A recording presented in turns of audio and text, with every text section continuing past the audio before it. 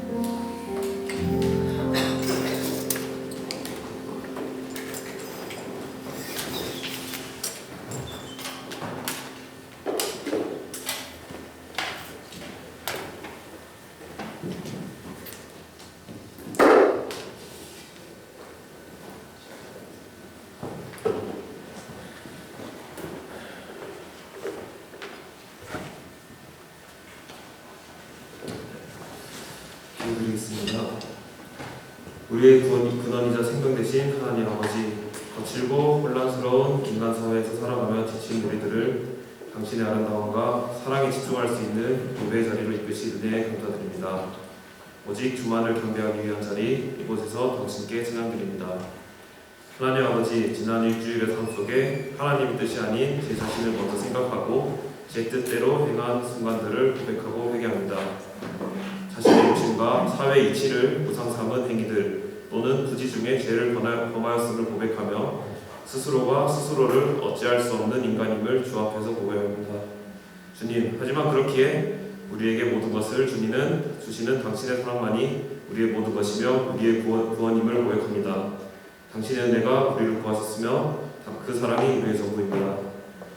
주님, 오늘 예배의 시간을 통해 흠없는 예수 그리스도의 보혈로 죄를 이기시고 그릇된 우리를 구원하신 그 사랑과 희생을 다시 기억하고 우리가 새 사람이 되었음을 되새기도록 하소서. 교회의 각 지체가 직장, 학교, 가정 어떤 곳에서 어려움과 곤란을 직면하더라도 담대히 살아갈 수 있는 힘과 사랑을 베풀 수 있는 마음을 주시고 삶의 모든 순간에서 주와 함께 걸어감을 잊지 않도록 하소서. 이곳 서울대학교뿐만 아니라 전국 전 세계의 교회와 선교사 그리고 사람들에게 주의 은총을 부어주시며 진정 아름다운 당신의 뜻을 이루게 하소서.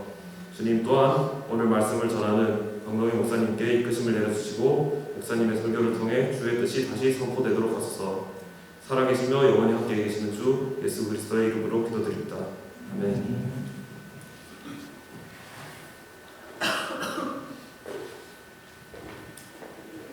함께 사도신경 공독하겠습니다. 나는 전능하신 아버지 하나님 천지의 창조주를 믿습니다. 나는 그의 유일하신 아들 우리 주 예수 그리스도를 믿습니다. 그는 성령으로 윤대되어 동정녀 마리아에게 생하시고 본디오 빌라도에게 고난을 받아 십자가에 못 박혀 죽으시고 장사된 지 사흘 만에 죽은 자 가운데서 다시 살아나셨으며 하늘에 오르시어 전능하신 아버지 하나님 우편에 앉아 계시다가 거기로부터 살아있는 자와 죽은 자를 심판하러 오십니다. 나는 성령을 믿으며 거룩한 공교회와 성도의 구제와 죄를 용서하는 것과 몸의 부활과 영생을 믿습니다. 아멘. 오늘 말씀은 에베소서 5장 22절에서 33절입니다. 아내들이여 자기 남편에게 복종하기를 주께 하듯 하라. 이는 남편이 아내의 머리됨이 그리스도께서 교회의 머리됨과 같으니 그가 바로 몸의 구주시니라. 그러므로 교회가 그리스도에게 하듯 아내들도 범사에 자기 남편에게 복종할지니라. 남편들아, 아내 사랑하기를 그리스도께서 교회를 사랑하시고 그 교회를 위하여 자신을 주심같이 하라. 이는 곧 물로 씻어 말씀을 깨끗하게 하사 거룩하게 하시고 자기 앞에 영광스러운 교회로 세우사 티나 주름 잡힌 것이나 이런 것들이 없이 거룩하고 흠이 없게 하려 하시니라. 이와 같이 남편들도 자기 아내 사랑하기를 자기 자신과 같이 할지니 자기 아내를 사랑하는 자는 자기를 사랑하는 것이라. 누구든지 언제나 자기 육체를 미워하지 않고 오직 양육하여 보호하기를 그리스도께서 교회에게 함과 같이 하나니 우리는 그 몸의 지체이니라. 그러므로 사랑이 부모를 떠나 그의 아내와 합하여 그 둘이 한 육체가 될지니 이 비밀이 크도다. 나는 그리스도와 교회에 대하여 말하노라. 그러나 너희들 각각 자기의 아내를 사랑하기를 자신같이 하고 아내도 자기 남편을 존경하라. 아멘.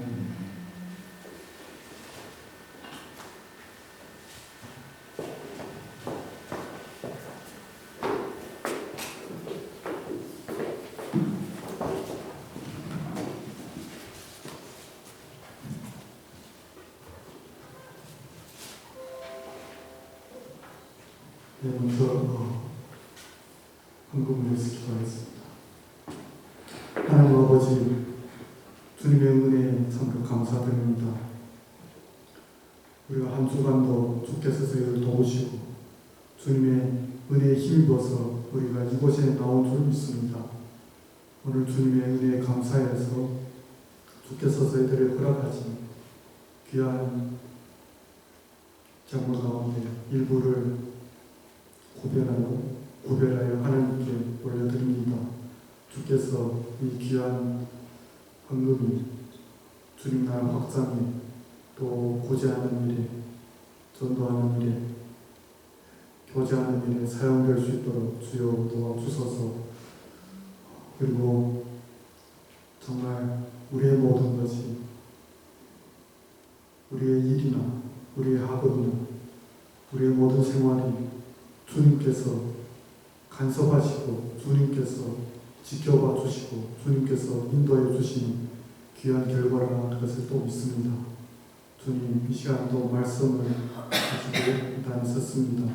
주께서 말씀 가운데서 역사해 주시사 이 귀한 주님의 은혜가 우리의 마음에 가득할 수 있도록 또 우리의 삶에 귀한 양식이 될 수 있도록 주여 도와주소서. 주님께서 보혈의 영광 받아 주시옵소서. 예수 그리스도의 이름으로 기도합니다.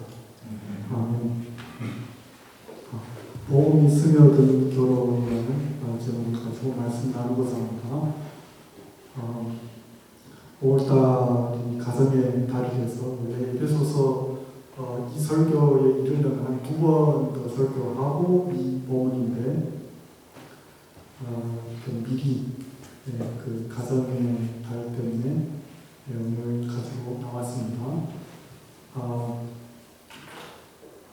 우리가 읽은 오늘 이 본문은 이미 벌써 적어도 거의 2000년 되는 세월을 건너서 저희들에게 지금 이 앞에 올려진 하나님의 말씀이죠. 그런 말씀을 우리가 읽는 순간 실제 엄청 오해를 일으킬 수도 있고 긴장감을 불러일으킬 수도 있습니다. 그러나 우리가 에베소서를 1장부터 만약에 읽은 분들은 이런 오해가 없을 줄 생각합니다. 왜냐하면 1장부터 3장까지는 하나님께서 그 귀한 그 복음의 진리를 우리에게 말씀하셨지 않습니까? 그리고 4장부터는 부르심을 받은 우리 형제, 자매들, 우리 지체들이 어떻게 해야 되는지, 그리고 또 새로운 피조물로서 우리가 어떻게 살아야 되는지, 그리고 우리가 가까운 문명에서 우리가 보면 5장의 문명을 보시면 제일 가까운 데는 성령 충만을 어떻게 할 것인가 그 내용이 있지 않습니까? 그래서 오늘 본문하고 성령 충만한 것 이것은 다 연관되어 있죠. 그리고 또 빛의 자녀로 또 살아야 되는 그런 모습들 우리의 행동이 오늘 본문과 또 연관되어 있습니다. 그래서 그것을 유념하고 우리가 5장 1장부터 5장 오늘 5장 21절 그 내용을 생각하면서 오늘 본문을 생각하면 정말 주 안에서 큰 은혜가 되리라고 생각합니다. 실제 복종이라는 단어는 우리에게 즉각적인 불편함을 주죠. 순종도 아니고 왜 복종이냐 이렇게 생각할 수도 있죠. 또 머리라는 표현은 오해를 낳기 쉽죠. 우리 시대는 평등을 최고의 가치로 삼기에 이 본문은 우리에게 시대의 사고적인 규정처럼 들릴 수 있습니다.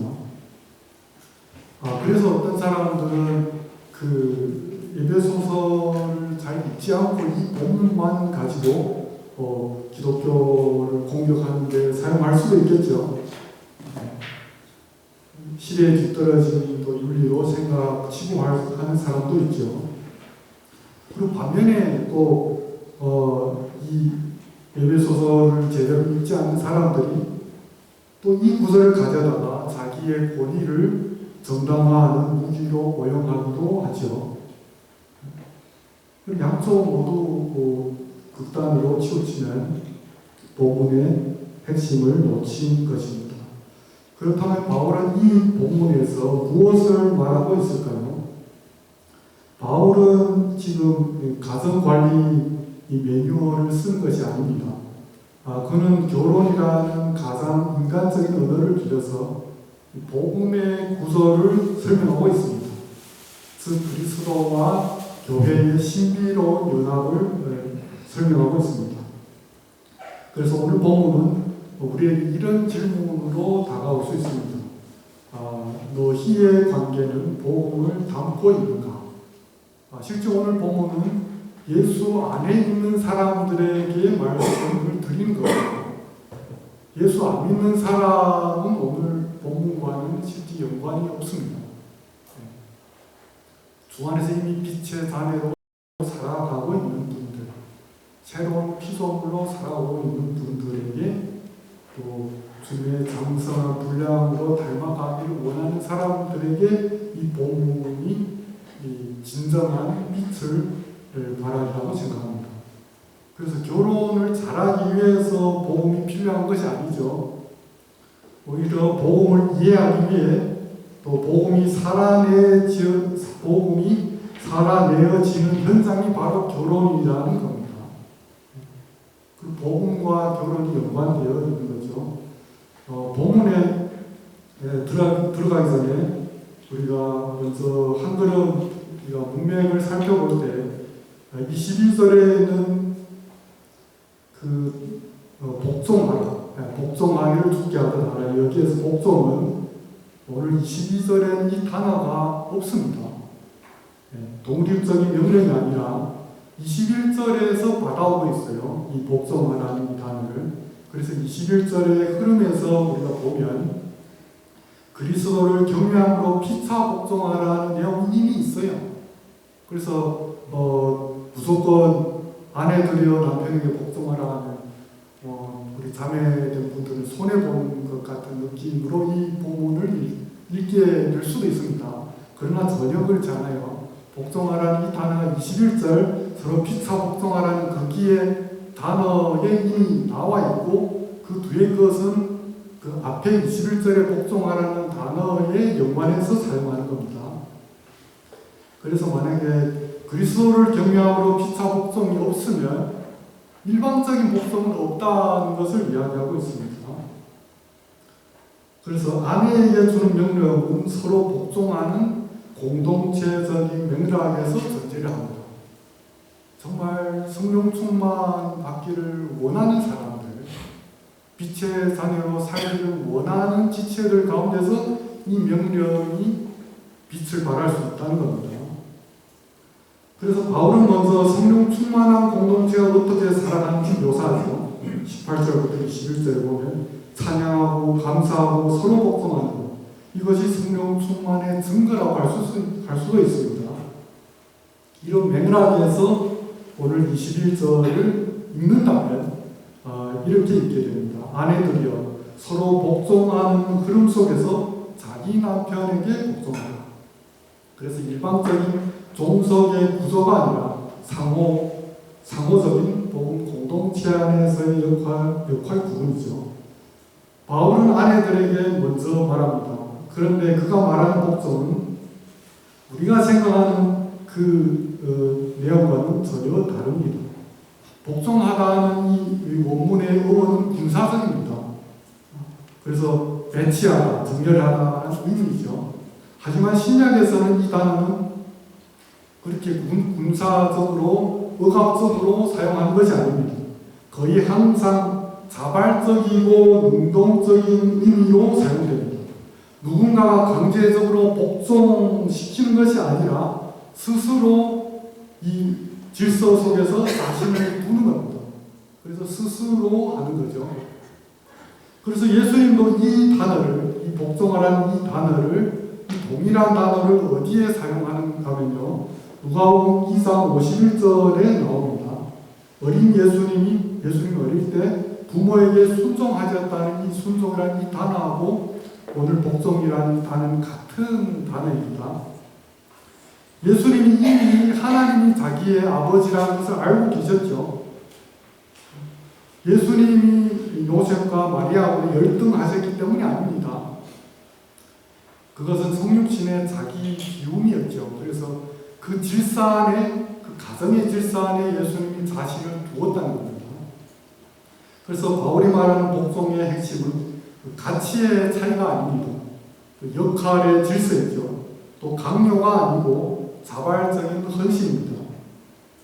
이것은 그 어떤 인격의 비하가 아니라 공동체를 위한 그 섬김이죠.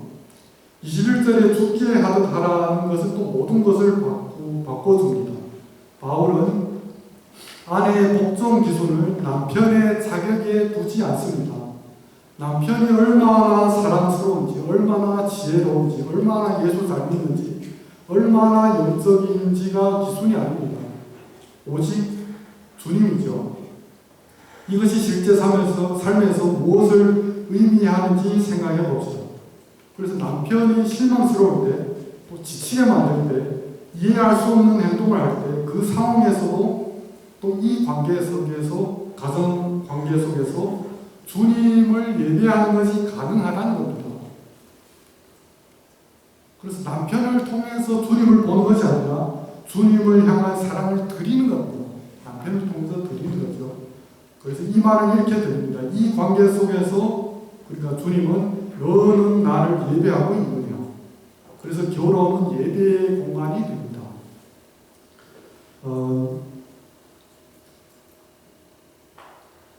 교회에서 결혼하고 지금 이혼하는 사람도 엄청 많죠. 엄청 많죠.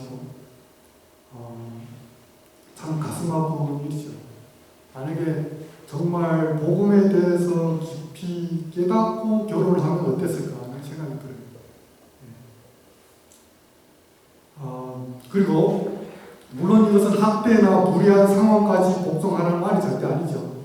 성경에서는 어디서도 악에 대한 복종을 요구하지 않습니다. 바울이 말하는 것은 정말 건강하고 정상적인 결혼 관계에서 아까 에베소서의 그 문맥 가운데서 복음의 질서 가운데서 어떻게 살아낼 것인가 하는 것입니다.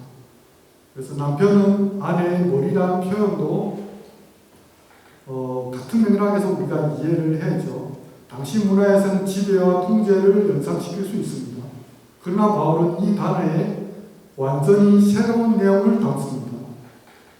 이 머리라는 것은 단순한 지배를 의미하지 않습니다. 고대 헬라어 세계에서는 이 단어는 근원, 대표, 이 책임이라는 의미를 담고 있어요. 다른 사람을 지배하기보다는 근원이다, 또 대표를 한다, 그리고 책임을 진다는 의미를 가지고 있습니다. 그래서 강의 발언지라는 뜻으로 이 머리라고 불렀습니다. 그러니까 무언가를 발생시키는 근원이라는 의미죠. 그리고 바울은 즉시 이렇게 말합니다. 그리스도는 교회의 머리이십니다. 그리스도는 교회의 머리라는 것으로 해석의 열쇠를 우리에게 던져줍니다. 남편의 역할은 그리스도를 반영하는 겁니다. 그리스도가 교회에 어떻게 하셨는지를 보면 남편이 아내에게 어떻게 해야 하는지가 보입니다. 그래서 머리라고 생각해서 다른 사람을 지배하려는 세속적인 그 로마 황제가 가지고 있었던 그런 개념으로 아내를 다스리려고 하면 에베소서를 잘못 이해하고 있는 겁니다. 책임과 근원과 대표라는 그 개념이죠. 그리고 그리스도가 교회를 위해서 어떻게 하셨는지를 우리가 생각하면 지배의 개념이라는 그 개념을 우리가 찾아볼 수 없겠죠. 그래서 그리스도는 어떤 머리셨습니까? 교회를 위해 자신을 내어주신 머리셨죠. 자신을 내어주신, 그러니까 섬기는 머리시고 희생하는 머리시고 생명을 주시는 머리셨습니다. 그래서 남편이 머리라는 역할은 권력이 아니라 그리스도를 반영하는 책임이죠. 이제 바울은 시선을 돌려 남편에게 말합니다. 그리고 놀라운 것은 바울이 아내에 관한 명령보다 25절부터 30절 보시면 남편에 관한 명령이 훨씬 더 깁니다. 훨씬 더 깊게 다룬다는 사실입니다. 왜 그럴까요? 이제 그만 머리의 역할을 하려면 더 많은 하나 주님의 말씀을 먹어야 된다는 뜻도 있겠죠. 그래서 이 본문의 핵심은 사실 복종이 아니라 기본 바탕은 그리스도의 사랑이라고 할 수 있습니다. 그리고 그 사랑의 기준은 상상을 초월하죠. 바울이 사용하는 사랑이라는 단어입니다.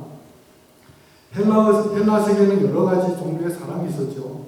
에로스적인 사랑도 있고, 필리아라는 사랑도 있고, 스토르게라는 사랑도 있고, 이런 사랑이 있습니다.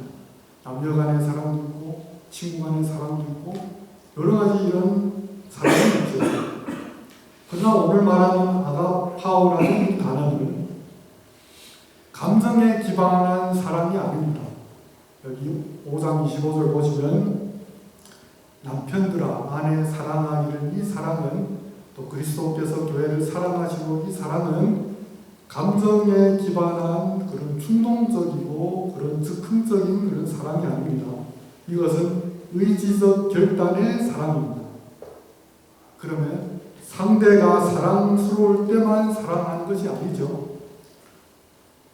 사랑하기로 결단하고 그것을 행동으로 살아내는 겁니다. 그리고 그 사랑의 기준은 오직 한 분, 예수 그리스도입니다. 그리스도께서 교회를 사랑하시고 그 교회를 위하여 자신을 주신 가치. 이 기준은 실제로 가능한 것일까요? 알 수 있죠. 인간의 힘으로는 안 된다는 것을 우리가 알 수 있습니다. 그래서 복음 안에서 십자가의 사랑을 매일 받는 사람은 그 사랑을 흘려보낼 수 있게 됩니다. 그래서 아까 그 문명에 대해서 제가 계속 이야기하는데요. 복음을 깨달은 사람, 새로운 새 사람으로 사는 새로운 피조물의 사람, 빛의 자리의 삶을 사는 사람, 부르심에 합당하게 살려고 성령 충만한 사람이 그 능력이 어디서 옵니까? 그 개인의 능력이 아니라 그리스도의 능력으로, 십자가의 능력으로 이 사랑을 흘려보낼 수 있게 되는 겁니다. 오늘 여기에 보시면 자신을 주신 가치라는 표현을 우리가 볼 수 있죠. 그 교회를 위하여 25절 보시면 자신을 주신 가치라는 표현을 봅니다. 이것은 십자가의 은혜라고 할 수 있습니다.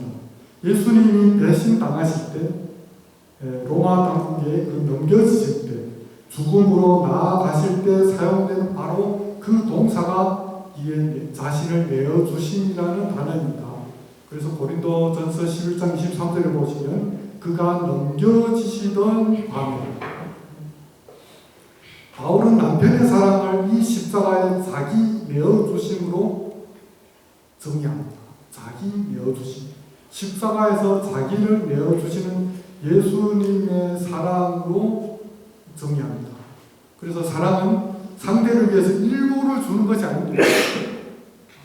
저 아내가 이만큼 했으니 나도 요만큼 해야지. 아내가 이만큼 했으면 나도 더 크게 해야지. 이런 것이 아니라 일부를 했으니까 대가를 가지고 그런 사랑이 아니라 또 편의를 위해서 희생하는 것이 아니라 자신을 통째로 주는 것이 그리스도의 십자가에 내어주심의 사랑입니다. 남편이 아내를 위해서 나아갈 때 통째로 내어주는 겁니다. 어느 정도 내가 재산을 물질적인 편의를 주는 것으로 다 했다 생각하거나 절대 예배소서의 그 아내에 대한 남편이 사랑과는 아무런 연관이 없는 거죠. 그래서 C.S. 루이스는 이렇게까지 말했습니다. 진정한 사랑은 자신을 잃는 것처럼 느껴지지만 사실은 가장 깊은 의미에서 자신을 찾는 것이라고 했습니다. 그리고 십자가는 가장 큰 손실처럼 보였죠. 그러나 그것은 가장 큰 승리였습니다. 결혼해서 자기를 내어주는 사람도 마찬가지입니다. 가장 큰 손실처럼, 가장 큰 대가처럼 생각할 수도 있지만 가장 큰 것을 얻는 겁니다. 그리고 그리스도의 사랑은 단순히 내어주는 사랑에 또 머물지도 않습니다. 교회를 그대로 방치하는 사랑이 아닙니다. 그것을 변화시키는 사랑입니다. 바울은 말하죠. 그리스도는 교회를 물로 씻어 말씀으로 깨끗하게 하사 거룩하게 하시고 새 존재로 세우십니다. 26절의 말씀이죠. 이는 곧 물로 씻어 말씀으로 깨끗하게 하사 거룩하게 하시고 내어주심에 끝나는 것이 아니라 계속적으로 조각가가 돌을 깎아 조각을 만드는 것 같이 멋있는 작품을 만들듯이 사랑으로 사람을 계속적으로 빚어나가는 과정입니다. 결혼해서 이 사랑이 살아난다면 남편의 사랑은 아내가 하나님 앞에서 더 아름다운 사랑이 되어가도록 돕는 사랑이 되죠. 비판이 아니겠죠. 비판이 아니라 격려이고 또 무시가 아니라 존중으로 아내의 영적 성장을 말하는 사랑이죠. 그리고 이것은 남편이 아내의 영적 멘토가 된다는 뜻은 아닙니다. 오히려 두 사람이 함께 하나님 앞에서 성장해 가는 관계를 의미합니다. 남편의 사랑이 아내를 하나님께 더 가까이 이끄는 환경을 만드는 겁니다. 그렇다면 그리스도의 사랑의 목표는 무엇일까요? 목표 27절 보시면 자기 앞에 영광스러운 교회로 세우라. 피나 주름 잡힌 것이나 이런 것들이 없이 거룩하고 흠이 없게 하려 하시니라 라고 말씀하고 있습니다. 목표는 단순한 유지가 아닙니다. 그리스도는 교회를 영광스러운 상태로 세우시기를 원합니다. 점도 없고 주름도 없는 온전하고 아름다운 상태. 그래서 사랑의 목적은 상대를 그대로 두는 것이 아닙니다. 사랑의 목적은 하나님이 원하시는 모습으로 세우는 것입니다. 이것은 결혼해서 두 사람이 함께 하나님의 형상을 더 온전히 회복해 가는 여정임을 말하고 있습니다. 28절 보시면 그 논리가 흥미로운 방향으로 전환하게 됩니다. 이와 같이 남편들도 자기 아내 사랑하기를 자기 자신과 같이 할지니라고 말하고 있습니다. 왜 아내를 사랑해야 합니까? 그녀가 착하기 때문이 아닙니다.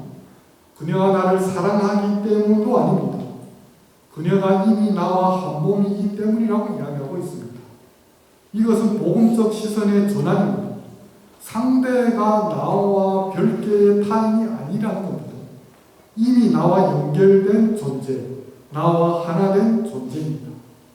자신의 육체를 소홀히 하는 사람이 없듯이 아내를 소홀히 하는 것은 자신을 해치는 것과 같습니다. 이 논리는 오늘 개인주의적인 시대에 정말 대단히 도전적이죠. 우리는 나와 너를 철저히 분리하죠. 그러나 복음은 그렇게 이야기하지 않고 있습니다. 그리스도 안에서 두 사람이 하나가 되는 것은 실제라고 이야기하고 있습니다. 그 연합 속에서 상대를 돌보는 것은 자신을 돌보는 것과 다르지 않다고 이야기하고 있습니다. 그래서 이 근거로 바울은 이 지점에서 갑자기 창세기로 돌아가서 처음 결혼이 시작된 그 자리로 돌아갑니다. 5장 31절 말씀인데요. 그러므로 사람이 창세기 2장 24절 인용한 건데요. 그러므로 사람이 부모를 떠나 그의 아내와 합하여 그 둘이 한 육체가 될지니 라는 말씀을 볼 수 있죠.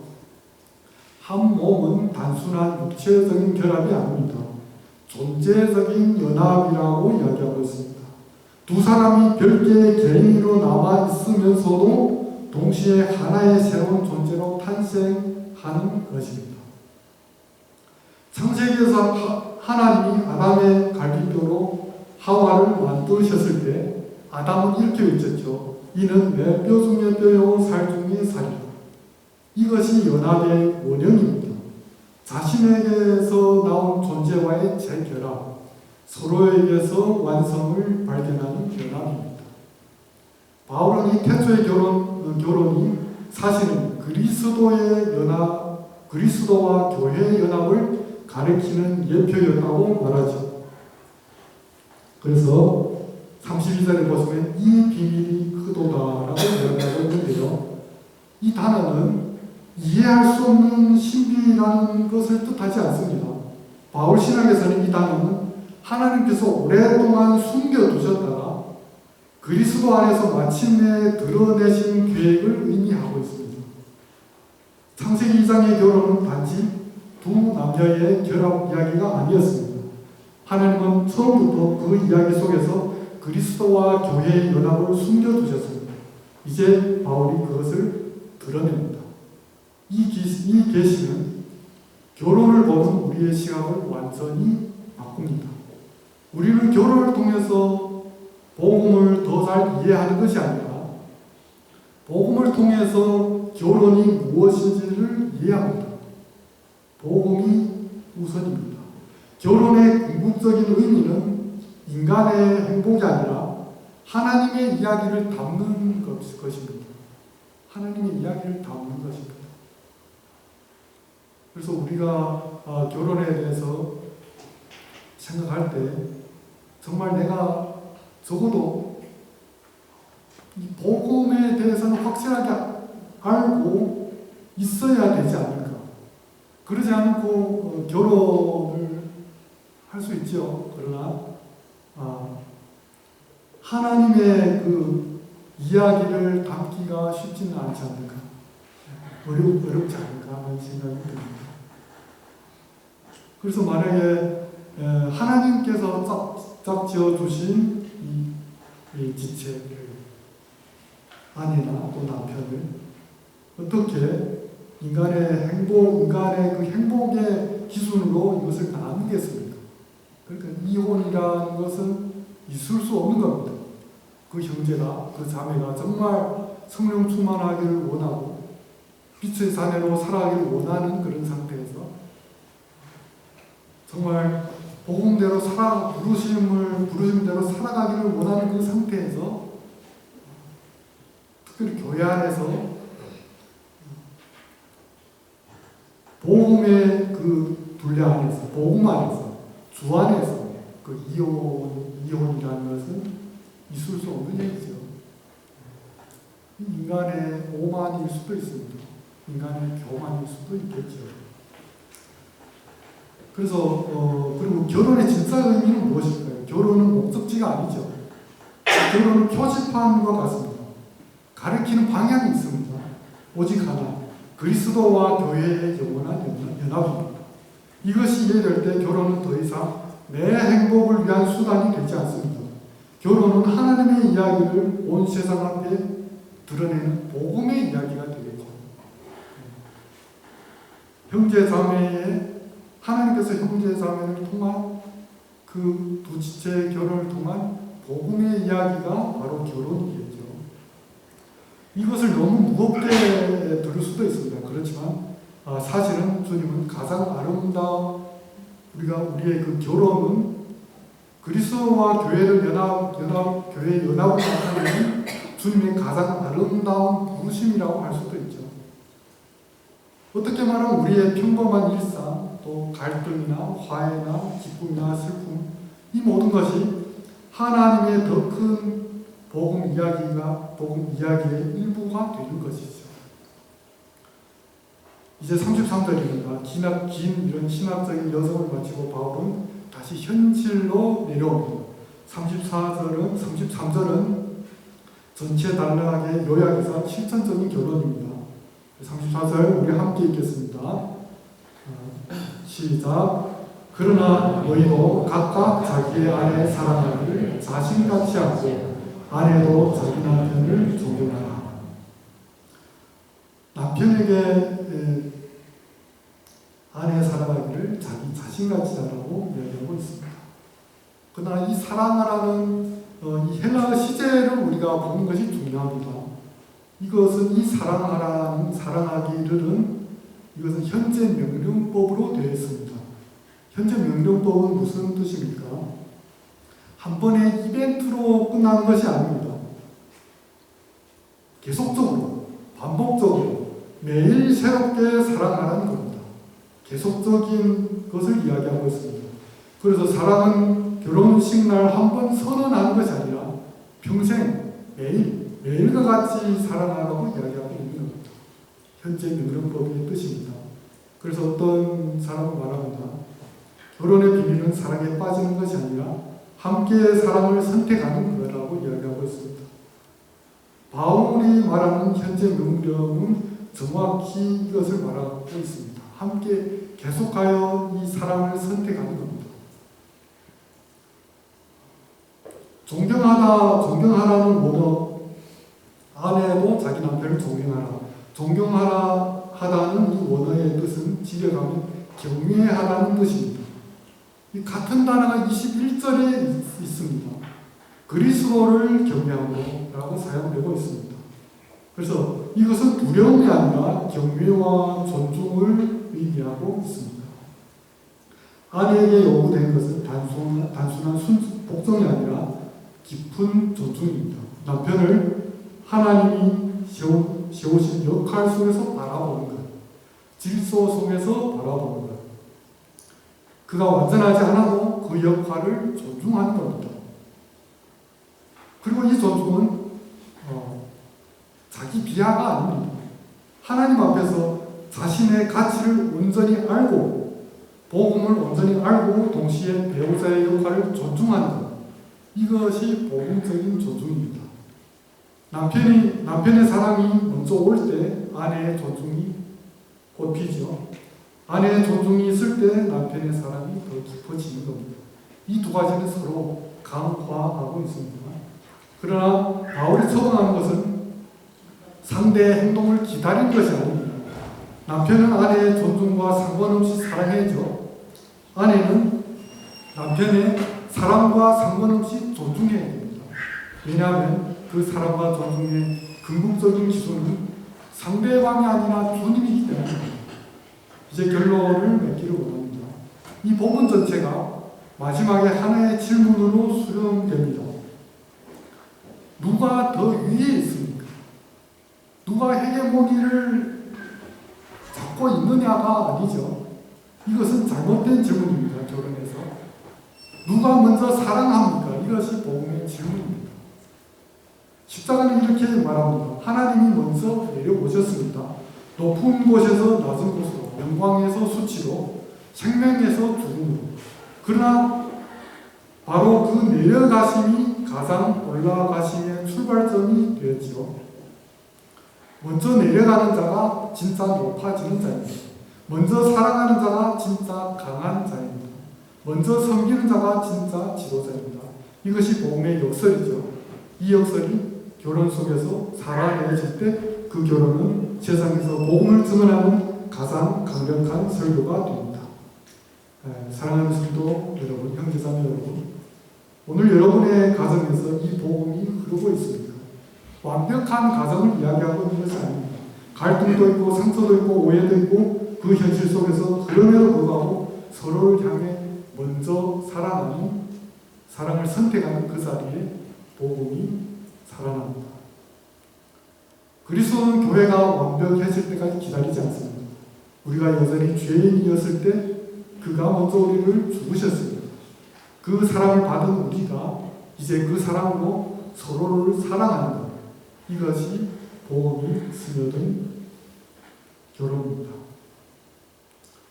우리가 그 사랑 안에 머물 때 결혼은 두 사람의 사적한 일이 아니라 하나님의 이야기를 온 세상에 선포하는 공적인 증언이 됩니다. 우리는 하나님의 사랑을 받은 자녀이죠. 아까 우리 찬양했죠. 하나님의 자녀이죠. 또 에베소서의 말씀을 드리면 빛의 자녀이죠. 그리스도로 말미암아 지혜 있는 지체들입니다. 성령 충만을 사모하는 지체들입니다. 아내도 남편도 같습니다. 서로 하나님의 눈으로 바라보십시오. 5월달은 가정의 달입니다. 자녀도 하나님의 눈으로 보면 모두 하나님의 자녀입니다. 지금 하나님이 지금 보고 계시다는 마음으로 서로 대할 때 우리 가정도 또 우리 교회도 우리가 천국이 될 줄 믿습니다. 네, 기도하겠습니다. 사랑의 주님, 우리의 관계 속에서 복음이 흐르게 하소서. 우리의 말로만 아니라 우리의 삶으로, 우리의 감정이 아니라 우리의 십자가로 살아갈 수 있게 도와주시옵소서.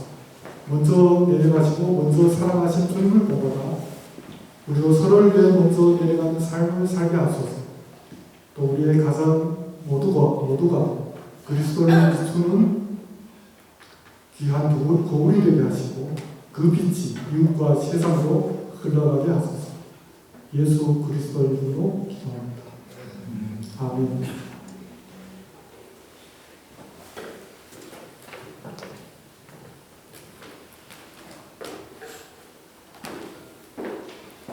네, 목사님 귀한 말씀 부탁드립니다. 광고 드리겠습니다. 오늘 생일 잔치를 하진 않지만은 우리 교회 5월 생일자들이 굉장히 많이 있어요. 오늘은 소개를 해드리고 다음 주에 축하를 하기로 하겠습니다. 우선 3일에 주선민 자매님, 오늘 생일이고, 그 다음에 13일에 방동희 목사님 생신이고, 21일에는 허영정 자매님, 25일에는 조은지 자매님, 27일에는 문희수 자매님, 그리고 31일에는 우리 은유 소리다 은유 생일입니다. 그래서 저희들 기억해뒀다가 다음 주에 같이 이렇게 많이 축하하는 시간 가지면 좋겠습니다. 여러분들 5월 24일은 저희 야외 예배가 있습니다. 그래서 기억해 주시고요. 오전 예배가 연합돼서 저기 과천 쪽에 가서 예배를 드리고 그리고 식사도 하고 할 예정입니다. 저희 지금 연휴잖아요. 그래서 5일까지는 저희 교회 관련한 모든 모임은 쉬고요. 6일부터 다시 진행이 되겠습니다. 연휴에 이렇게 자리에 와서 같이 예배 드리셔서 하나님께 감사드립니다. 저희들 함께 노력해요 기억하시죠? 네, 예배 시간에 맞춰오기, 많은 분이 참여하기 기억해 주시면 감사하겠습니다.